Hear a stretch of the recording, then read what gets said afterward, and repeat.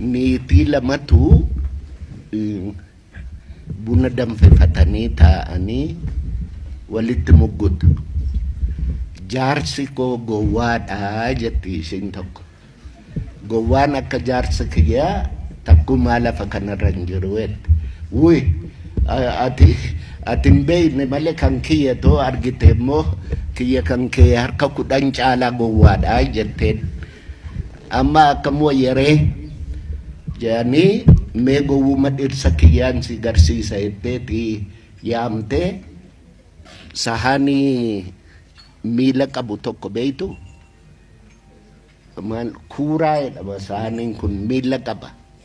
Miilli isaas sahanii fakkaatti jalli ishee kan ittiin ejjattu sun. Dhaqii zayitii bitii jettee sahanii itti kennite birrii 10 itti kennite. Zayitiin sahanii guutu birrii 5. Kanaaf iyyuu geessee zayitii naa buusii jedha abbaa suuqiitiin.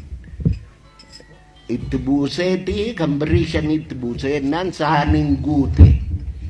Guutee jennaan eessattiin sii buusaree jennaan gadi garagalchee.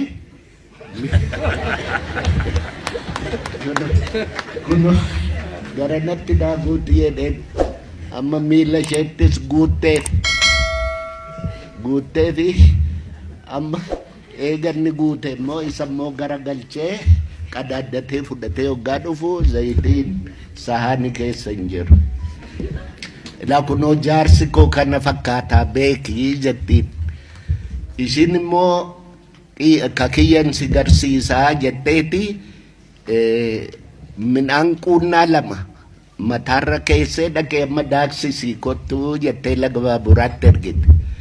Namichi laga baaburaa dhaqeeti taraa eegaa midhaan geesse sana boraafatee achumatti rafe.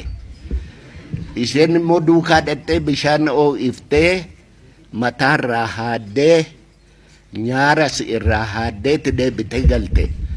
Amma gaafa taraan baaburaa ga'uu hirribaa kaasanii aboo daakkadhu jedhanii ni daakkatee midhaan baatee fide mana.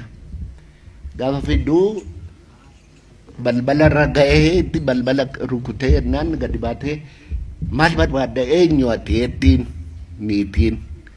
Indee maalee siitu baabura daaksisi jedhee na ergee miti jennaan.